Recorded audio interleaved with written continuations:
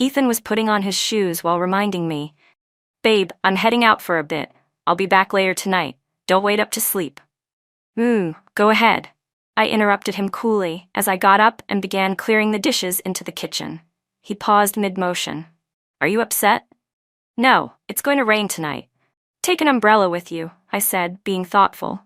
But instead of appreciating it, Ethan got annoyed.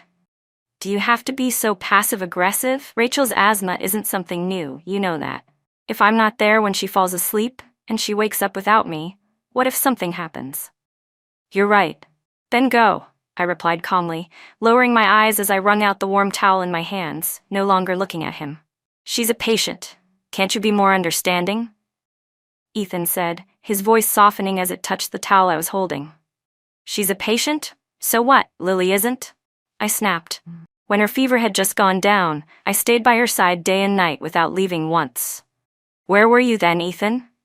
You didn't say she was a patient." I couldn't hold it in anymore. "You're her father." Maybe he felt guilty because his lips moved as if to speak, but in the end, he said nothing. I walked around him and headed for Lily's bedroom. "Keep your voice down when you leave. Don't wake her."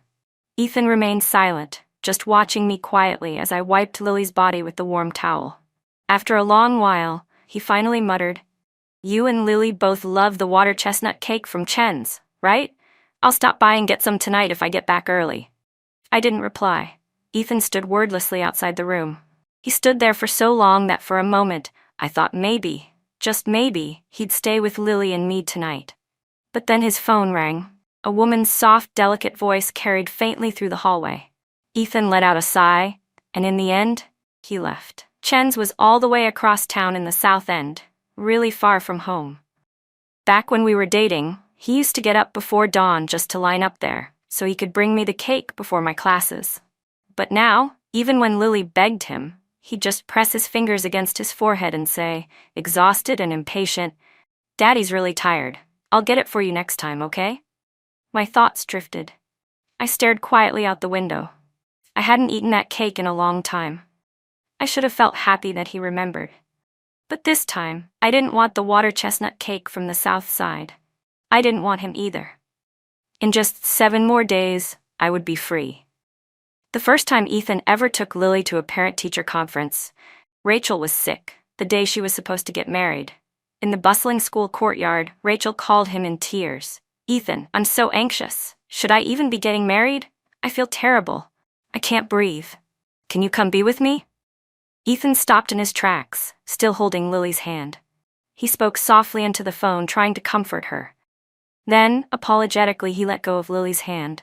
"Sorry, sweetheart. Daddy has something urgent to take care of. Let Mommy go with you to the meeting, okay?" Lily stayed silent, her usual sweet and obedient self. But the light in her eyes slowly faded. Ethan gently patted her head to comfort her. But just as he turned to leave, she grabbed the hem of his shirt. "Daddy, can you sign this for me?" Lily took out a neatly bound stack of test papers from her backpack and handed them to him, along with a pen. Every single page was a perfect score. Ethan froze for a second, then smiled and praised her without hesitation. "Our Lily is amazing, such a smart girl, a little genius." Ethan coaxed Lily gently again. "Isn't Mommy here with you? Let her go with you, okay?" Lily lowered her eyes, her long lashes trembling. Her voice was calm, almost emotionless. "My classmates say, what's the point of getting perfect scores? I'm still just a wild kid without a dad." The crying continued on the other end of Ethan's phone call. Suddenly, he dropped to a squat and pulled Lily into a tight embrace. He signed 10 test papers in just 30 seconds, his handwriting quick and sharp, so fast that he didn't even notice the divorce agreement tucked in between them. After signing the papers, Ethan kissed Lily's forehead. "Next time, Daddy will definitely come to your parent-teacher meeting. Let's see who dares to pick on our Lily again." Lily gave him a small smile, the same one she'd shown the first time she ever heard a promise from him. As I watched his back disappearing down the hall, I whispered, "Ethan, your chance is gone. It's gone forever." Since he left yesterday, Ethan still hadn't come home. I was packing up the couple's items to throw away, my heart utterly calm. It was always like this.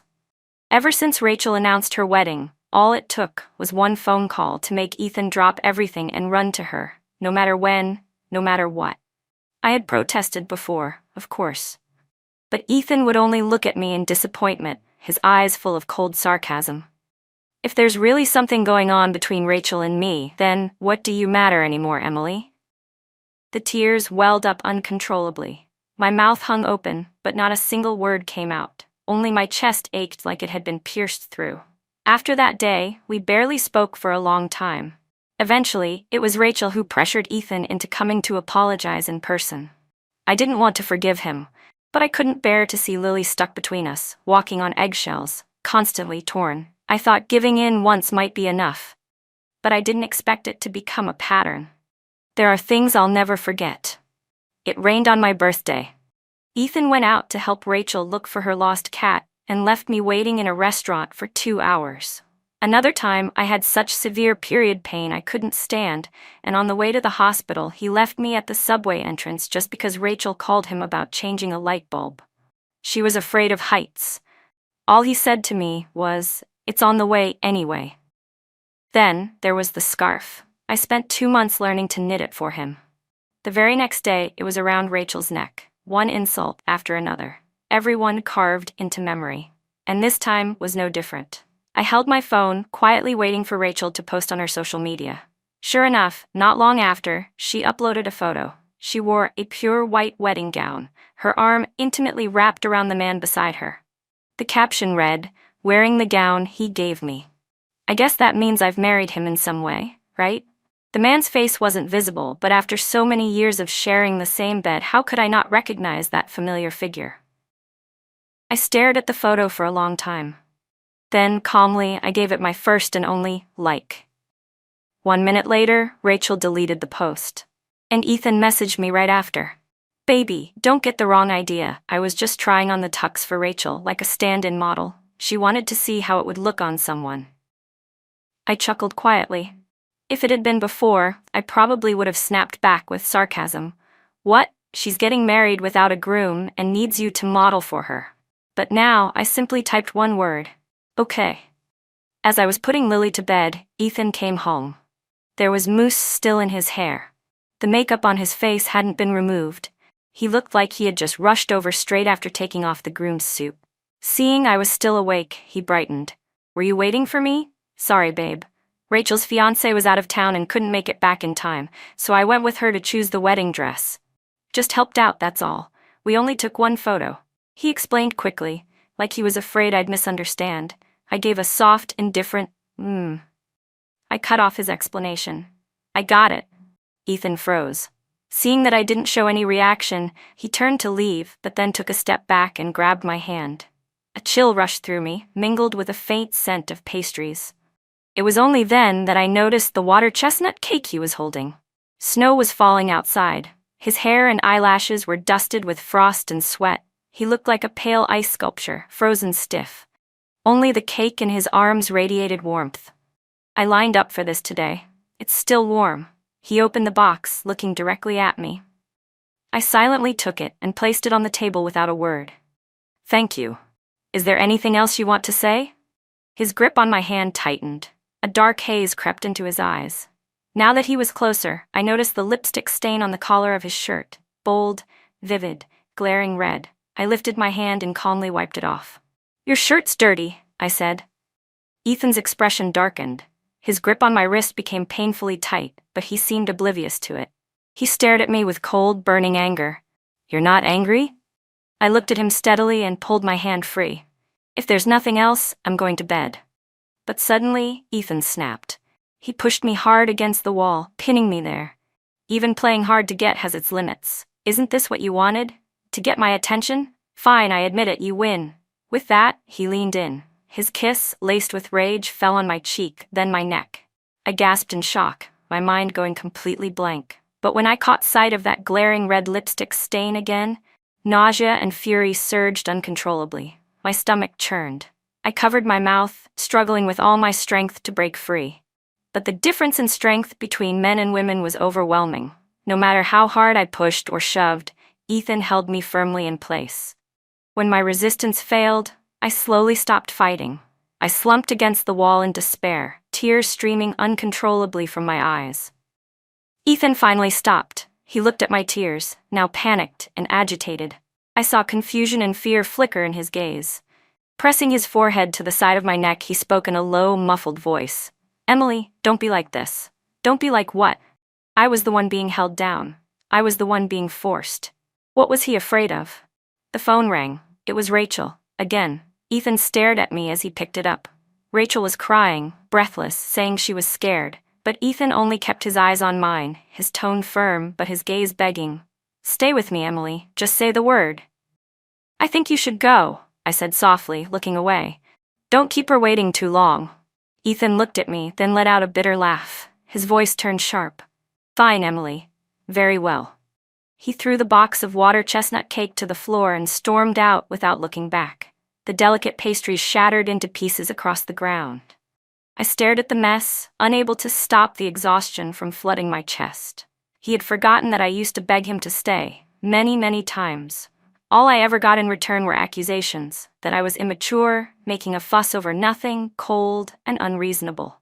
But this time I was tired. I didn't want to beg him anymore. Now that I had become exactly what he always wanted, understanding, generous, considerate, why was he still so upset? Mom, Mommy. Lily's weak voice suddenly rang out. The moment I rushed into the bedroom, my pupils shrank in fear. Lily's face was pale. Lily's breathing was rapid, and her entire body began to convulse. She kept calling out, Mommy, unconsciously. My hands were shaking as I scooped her up, my mind going completely blank. Lily, what's wrong? Please don't scare Mommy. Don't scare me, baby. I was terrified. I reached out and felt her burning forehead. The fever was back. She needed to go to the hospital. Frantic, I fumbled for my phone and called Ethan. My voice already carried a trace of sobbing. Pick up, Ethan. Pick up the phone. I called 5 times in a row, all busy. I opened WeChat and sent him message after message. Pick up the phone. Lily's burning up. She's convulsing. Please come back and take her to the hospital. She can't wait anymore. Please, Ethan, come back. After a long wait, Ethan finally replied with a single voice message. His tone was cold and dismissive. Enough with the act, Emily. It's exhausting and frankly disgusting. Once you've overplayed the game, it stops being interesting. So all along, he'd thought this was just some game of cat and mouse I was playing. The phone slipped from my hand and shattered on the ground, along with the last bit of hope and denial I'd been clinging to. A deep chill spread through my chest. I held Lily tightly. All the panic, all the heartbreak, condensed into one thing: calm. I quickly wiped my tears away and dialed 911. By the time the ambulance sirens pierced the night, Lily had already lost consciousness. As I dashed barefoot downstairs, I stepped on shattered beer bottles. Blood-red footprints trailed all the way to the emergency room. I waited outside, barely able to stand from the pain that was now beginning to register. Time dragged on in agony. It felt so long, the pain in my feet had already gone numb. Then a message pulled me out of my daze. It was from Rachel. Her voice was as soft and sweet as always, with a hint of shy affection. Emily, I hope you don't mind me borrowing Ethan for a couple of days. It's my fault. I told him I was feeling anxious before the wedding, and he offered to take me around for a bit. He probably won't be back soon. I'm sorry to trouble you with taking care of Lily alone. At the end of the voice message, I could hear Ethan's annoyed voice in the background. What are you telling her that for? My grip on the phone tightened until my knuckles turned white. I looked up at the cold, blinding lights above the ER and fought to hold back the sting behind my eyes. Just as I was about to power off my phone, it rang again. It was my supervisor, Leon. Emily, great news. I secured the housing benefit for you, plus an elementary school admission spot. I heard there's a top specialist in North City who treats Lily's condition. Are you really not considering a transfer to our North City branch? It'll be tough, sure, but think about the future. I'll go, I cut her off. What? Leanne sounded caught off guard. I took a deep breath and, through my hoarse voice, repeated, Leanne, I'm willing to transfer to the South District office with you. Leanne was overjoyed, saying, great, 3 times in a row. After thanking her, I immediately went home and began packing. The house was empty. I opened Rachel's social media. Her latest post showed her location, a hotel in another city. Perfect. 5 days left. By the time they returned, the cooling-off period would be over. I looked around the home we had shared for 10 years.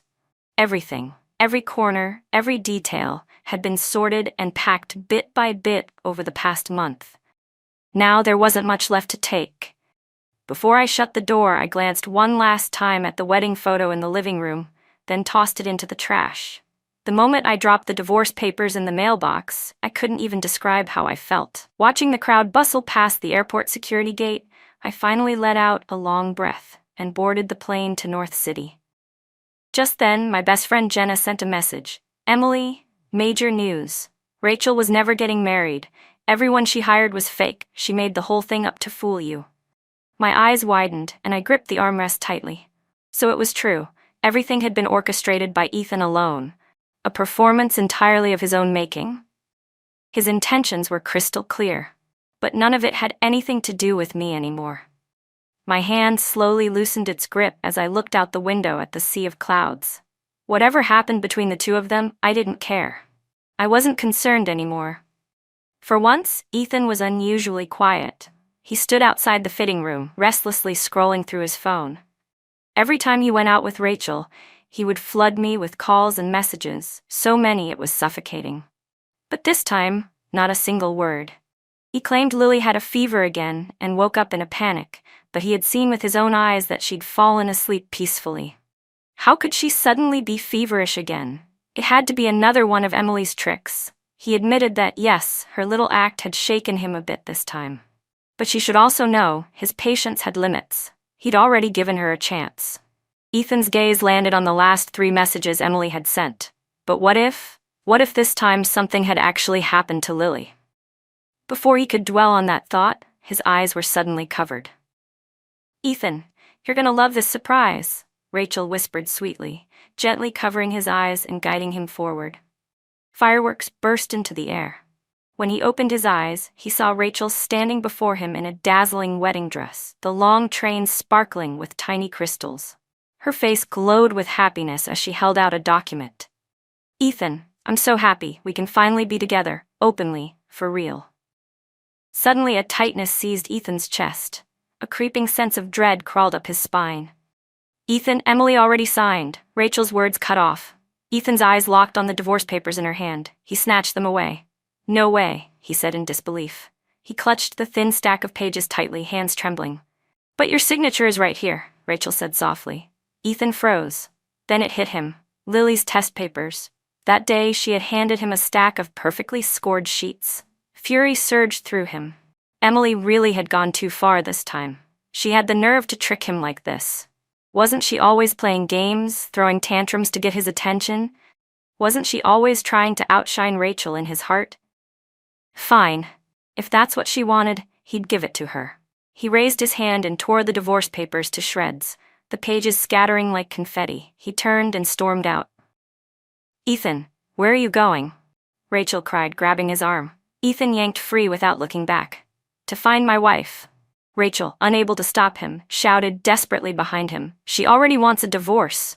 What kind of wife is that?" Ethan, look at me. I'm still wearing the wedding dress you picked out for me. Don't you want to marry me?" He halted in his tracks, then slowly turned back, expression blank. "That's just your fantasy," he said coldly. "I've only ever seen you as a sister." But Rachel refused to believe it. "Then why were you so good to me? Why did we take wedding photos? Why did you come with me to the hotel? Are you really saying you don't feel anything for me?" Tears streamed down her face, but Ethan suddenly fell silent. He believed he'd done nothing wrong. Nothing inappropriate had ever happened between him and Rachel. Even that lipstick mark, he told himself it must have been accidental, from when they were changing outfits. But if Rachel misunderstood, then what about Emily? How devastated must she have been? For the first time, regret pierced Ethan's heart. He started walking faster. Rachel lifted the hem of her dress and ran after him in tears. "Ethan, come back, Ethan." But Ethan didn't stop. He didn't have time to figure out why Rachel had faked an entire wedding to trick him. His mind was filled with only one thing. He had to get to North City and bring Emily back. He had to make her understand.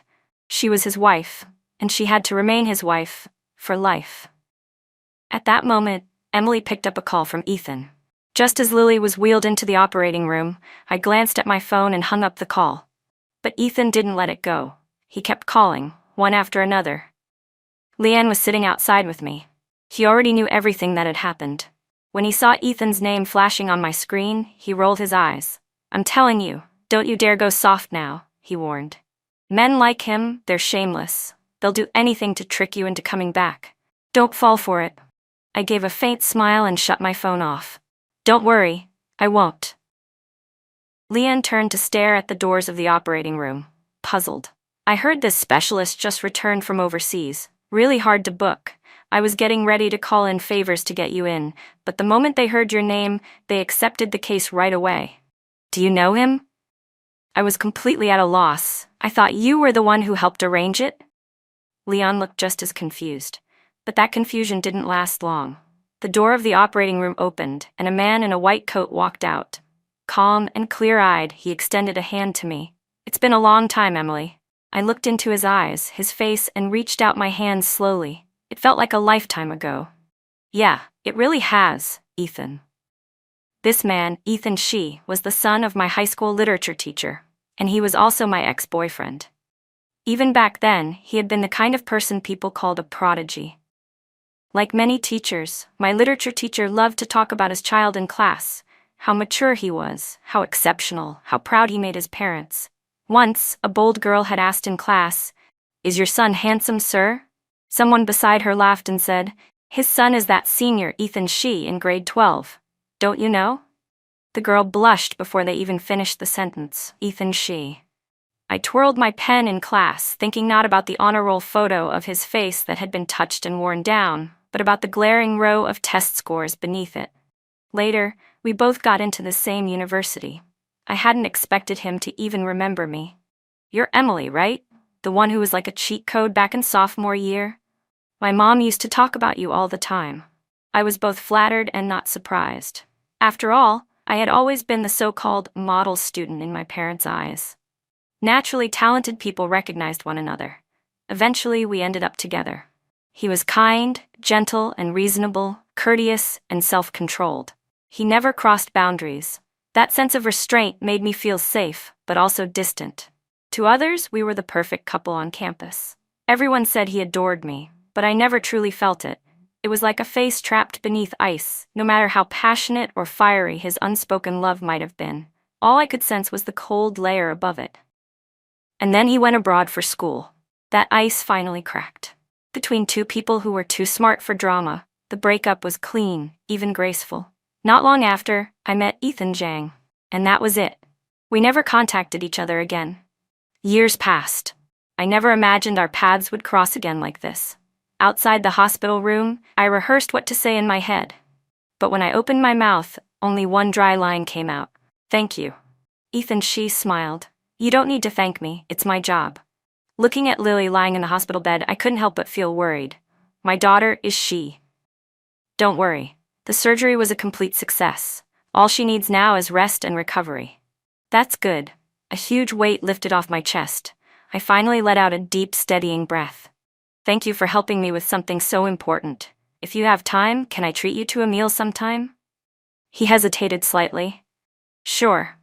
I felt a bit awkward and quickly added, "If not, that's okay too. I know you must be busy." But he smiled again. "I'm not. I've got time." Just then, a frigid, furious voice cut in. "So this is why you were so eager to divorce me?" So that was it. He thought I had already found someone else. I turned my head. Ethan was standing not far away, expressionless.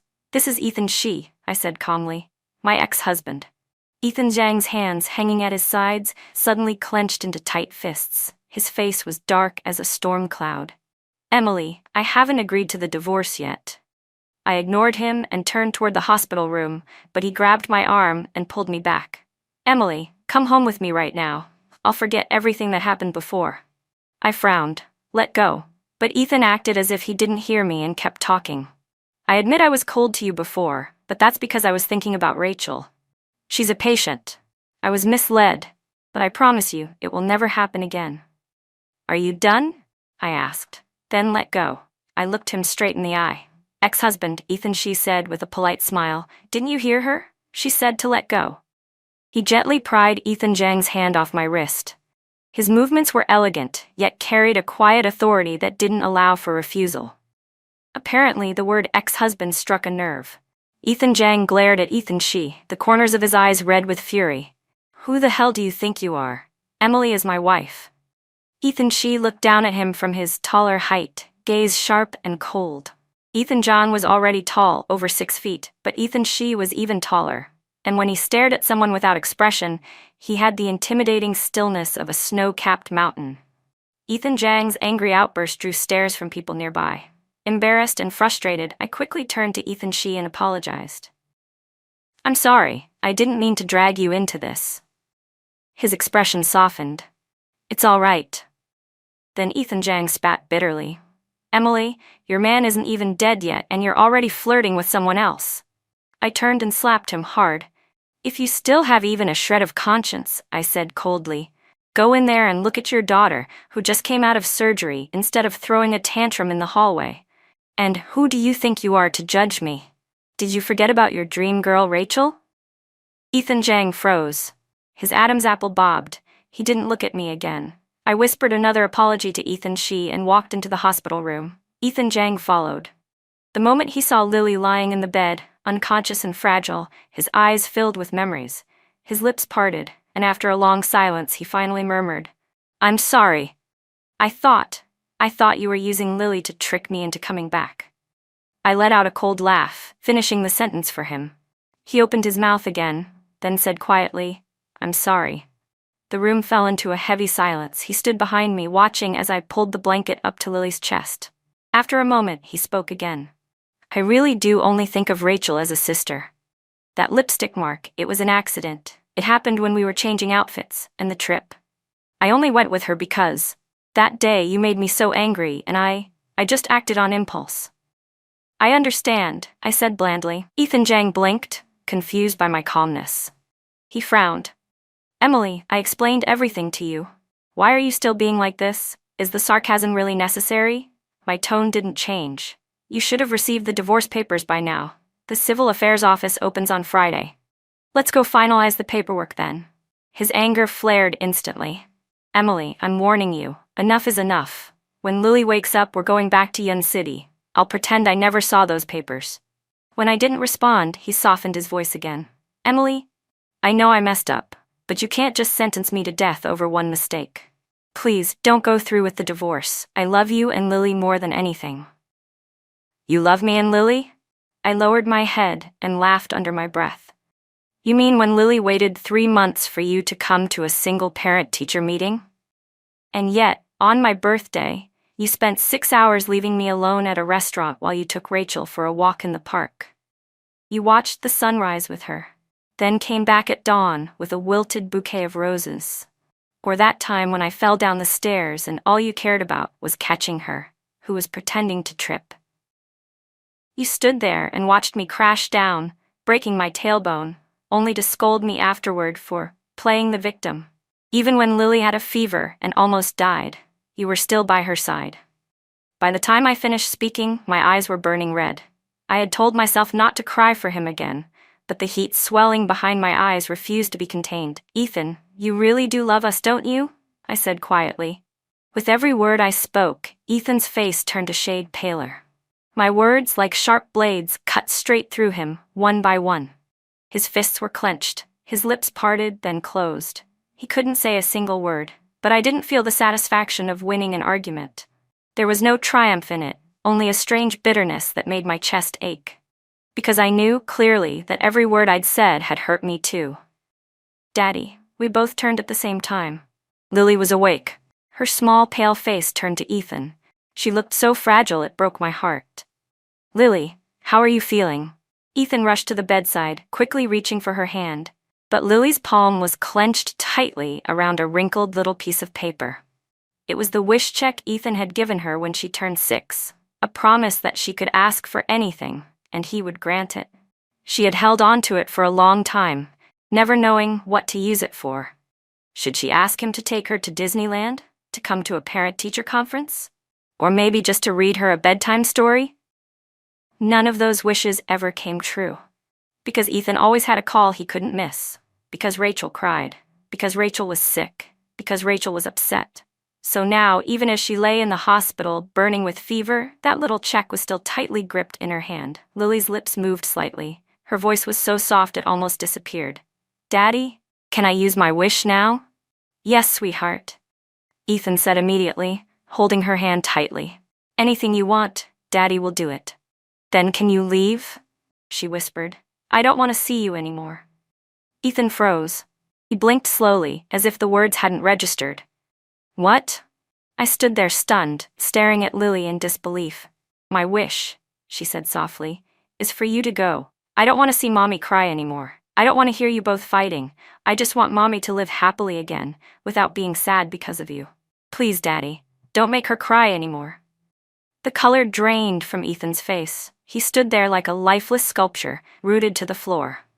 That tiny piece of paper suddenly weighed more than a mountain. It crushed the air out of his lungs. "Okay, Daddy will listen," he said hoarsely, forcing a stiff smile onto his face. Then he turned and walked away with slow, heavy steps. I couldn't hold back anymore. I wrapped my arms around Lily and sobbed quietly. In the days that followed, Ethan canceled all his work appointments and visited the hospital every day. He brought Lily the Lena Bell plush she'd always wanted. He brought me blue roses, my favorite. He stopped wearing suits, took off his watch, Pliz D, and started cooking my favorite dishes himself.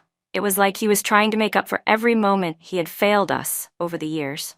But he never mentioned the divorce again. In the hospital room, Ethan's voice was soft and low. "Lily, this is your favorite toy.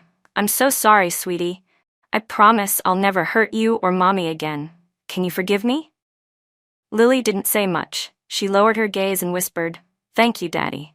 Her polite, distant reply hit Ethan like a punch to the chest. Still, he forced a gentle smile. "Okay then. Rest up. I'll come back this afternoon to see you again." Out in the hallway, he handed me a cup of steaming porridge. I made seafood congee myself. "The fish and shrimp were flown in from South City this morning," he said.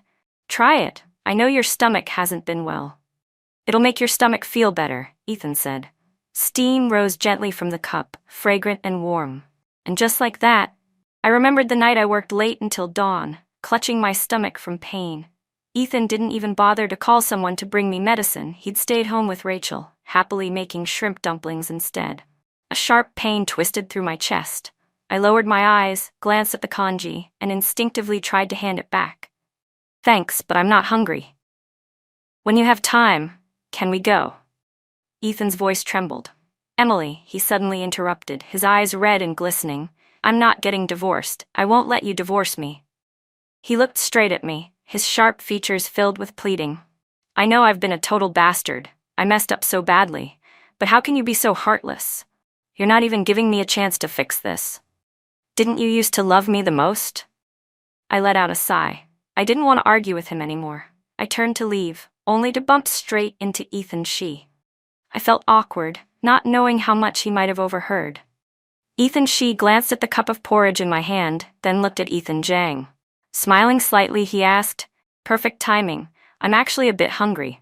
Emily, if you don't mind, can I have this? I think the hospital cafeteria is already closed."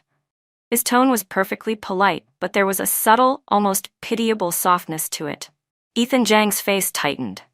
"That's something I made for my wife," he growled. "And Emily, are you something he can just give away?" Before he could say more, I quickly shoved the porridge into Ethan Shee's hands like it was burning my fingers. Ethan Jang's face flushed deep red, furious and humiliated, while Ethan Shee just stood there with a relaxed smile, clearly unfazed by the tension between us. "I'll be going now," he said casually. Ethan Jang rushed after me, his voice full of wounded pride. "Emily, how could you give food I made for you to someone else?" Had he forgotten already? Back when Rachel had just returned, he told me she was weak and needed nourishment. He said my cooking was perfect and begged me to take care of her health. No onions, no garlic, everything light and a little sweet. He gave me every little detail, like I was her personal chef. Heaven forbid I mess anything up. But now, the moment I handed food he made to someone else, he acted like I'd committed treason. What a hypocrite. I let out a quiet laugh and stopped responding. For 2 whole months, Ethan Jang refused to leave the hospital. Rachel called him dozens of times, begging him to come back. He ignored every call, until finally, Rachel couldn't take it anymore.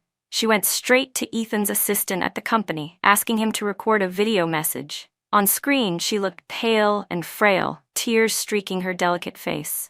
"Ethan," she said weakly, "I know I shouldn't have lied to you, but you've always been so important to me. You were family to me since we were young. I just loved you too much. I'm sorry. I've been blaming myself every day since you left. I wanted to apologize to you and to Emily in person. But now my heart, it's getting worse every day. I feel like I'm dying. I'm not asking for you to love me. I'm not even asking you to accept my apology. I just want to see you one last time. Can you please come back?" Ethan Jang turned away from the screen, his jaw clenched, hands trembling, then loosening again. I sat beside Lily, silently peeling an apple. I said nothing. The silence between us was stifling. Finally, he gritted his teeth. "Emily, wait for me." I didn't stop peeling, but the thin strip of skin broke halfway through. Before leaving, Ethan swore, This will be the last time. Once it's over, I'll come straight back." "All right," I said with a small nod and a smile, closing the hospital room door behind him.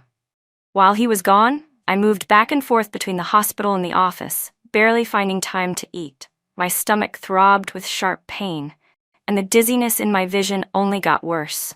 Before I could even make it to the hospital doors, my vision went black. When I opened my eyes again, I was in Ethan Shee's office. He was sitting right in front of me, staring at me intently, not blinking once. When he saw I was awake, Ethan Shee brought me a glass of water and gently helped me drink it. "I know you've been busy lately," he said, "but you still need to take care of your health. I'll check in on Lily at the hospital. You can focus on work without worry." His movements were natural, but there was a gentleness in them that felt out of place. I wasn't a naive girl anymore. I knew what he meant. And honestly, if it weren't for Ethan Shee helping take care of Lily these past few weeks, I wouldn't have had even a moment to breathe. I paused, then hesitated. "Ethan, as you can see, I just came out of a failed marriage, so I'm not really thinking about anything like that right now." He averted his eyes, a little uncomfortable. "I understand. Don't feel pressured." Bang! The office door slammed open. Ethan Jang stood at the doorway, covered in dust and wind, his expression ice-cold. "What the hell are you doing with my wife?" Ethan Shee frowned. "Mr. Jang, please close the door. Emily's sick. She can't be exposed to cold air." Ethan Jang barged in and stood in front of me, shielding me like a wall, staring at Ethan Shee with a smile that didn't reach his eyes. "Thanks, but I'll take care of my wife myself." Ethan Shee let out a sarcastic chuckle. "Funny how you only remember she's your wife now. Where was that energy when you left her for another woman?" He added flatly, "I thought you'd died somewhere." Ethan Jang's face turned stone cold in an instant. Just as the two men looked ready to throw punches, I closed my eyes in exhaustion and said hoarsely, "Ethan, are you really still trying to fool yourself? Let it go. It's better for both of us." Ethan's eyes suddenly turned red. He looked like a lost child. "Emily, just give me a little more time. I swear I'll make it up to you and Lily. Please believe me, no one will ever love you more than I do." A cold snort cut through the room. Ethan Shee checked his watch with a smirk. "Big words from an ex-husband. Aren't you afraid your tongue might twist from lying so hard?" Ethan Jang glared at him, just about to respond, but Ethan Shee cut in. "Ex-husband, please leave. This is my private office. Don't make me call security." He stretched out his arm toward the door, emphasizing every word of ex-husband with calm precision. Ethan Jang clenched his jaw, his eyes sharp like blades, staring Ethan Shee down as if he could burn a hole through him. But all he could do was force down his rage and turn to me. "Emily, wait for me. I'm not giving up." Ethan Shee kept his smile, but his eyes screamed one thing: get lost. After that, Ethan Jang stayed glued to Lily and me, never leaving our sides. Every time I mentioned the divorce, he'd choke up, beg for forgiveness, and swear he'd cut Rachel out of his life completely. I didn't budge. If he was willing to drag this out, then so was I. The day Lily was discharged from the hospital, I took her to Disneyland just like I'd promised. Ethan Jang followed from a distance. Not too close, not too far. It was Lily's happiest day, but none of us could have expected what would happen when we left the park. I was holding Lily's hand and didn't notice the silver-gray sedan speeding toward us. "Watch out!" Ethan Jang's shout was hoarse and sharp. He dropped everything and sprinted toward us. Everything slowed down. I watched helplessly as the car got closer and closer. There was no time to move.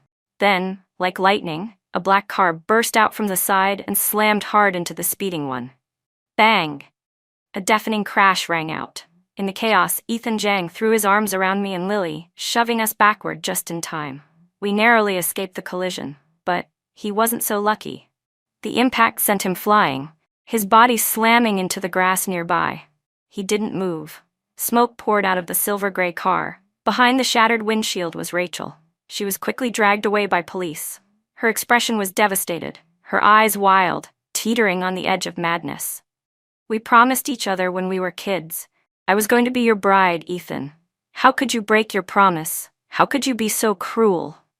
Ethan She stumbled out from another car and rushed toward me. Emily, are you okay? Ethan She's voice was trembling. Before I could respond, tears spilled down my face. My hands were shaking uncontrollably. Hang in there. The ambulance is almost here. 911's on the way. 3 days later, Ethan Jang woke up and agreed to the divorce. He lay in the hospital bed, face pale, a bandage wrapped around his head, one leg suspended in a sling. When he saw me, he struggled to sit up straight. We stared at each other in silence. After a long moment, his voice came out hoarse. I'm sorry, I almost got you and Lily. He paused, clearly trying to hold back the lump in his throat. I know I've made so many mistakes. I was selfish, always clinging on with false hope. But now, all I seem to bring you is danger and pain. I'm sorry, I won't hold you back anymore. I just want you both to be safe. Let's get the divorce. Outside, the sunlight was bright and warm. Suddenly, I remembered that afternoon in college when we first started dating. How carefully he'd asked me, his face flushed, if he could be my boyfriend. The sunlight had cast a golden glow around him, so dazzling I couldn't look directly at him. From meeting each other, growing close, and falling in love, we'd walked through 16 years together. But even the deepest vows made under heaven eventually unravel. I took a quiet, steady breath, forcing down the sting welling in my eyes. All right, Monday at the Civil Affairs office, I'll meet you there. Ethan's eyes reddened instantly, his voice trembled. Emily, can I hold you one last time? I stopped in my tracks. I didn't look back. Rest up, I said softly. He didn't speak again. The only sound behind me was the quiet click of a sob caught in his throat. The day I received my divorce certificate, Ethan She came by. The injury on his arm hadn't fully healed yet. When he moved, he winced from the pain, but the smile in his eyes couldn't be hidden. Congratulations on being a free woman again, Emily. I gave him a helpless look. You shouldn't be out and about with that arm. Despite what I said, I truly was grateful to him. If he hadn't slammed his car into Rachel's to stop her, I didn't even want to imagine what would have happened to Lily and me. As for why he'd shown up that day, we both understood, without needing to say it. I didn't resist the feelings I had toward Ethan She, but I wasn't ready to dive into a new relationship either. He seemed to understand what I was thinking. Don't feel pressured, he said gently. I meant it when I said it. All those years apart, I regretted it every single day. He looked into my eyes. Honestly, I came to your wedding. I saw you marry him. That was the day I realized what I'd lost and how much I'd failed to express what you meant to me. I don't want to lose you again. Surprised, I raised an eyebrow. In response, Ethan She lifted a book he'd been holding. The cover read, in big, bold letters, How to be a good husband and father. I rolled my eyes. You wish you want to be Lily's stepdad? Get in line. That's what I'm doing, isn't it? He replied with a smug grin. I couldn't help but laugh. The street was full of lush green trees, and the soft spring breeze brushed against my skin. In that moment, I felt like I was finally starting over.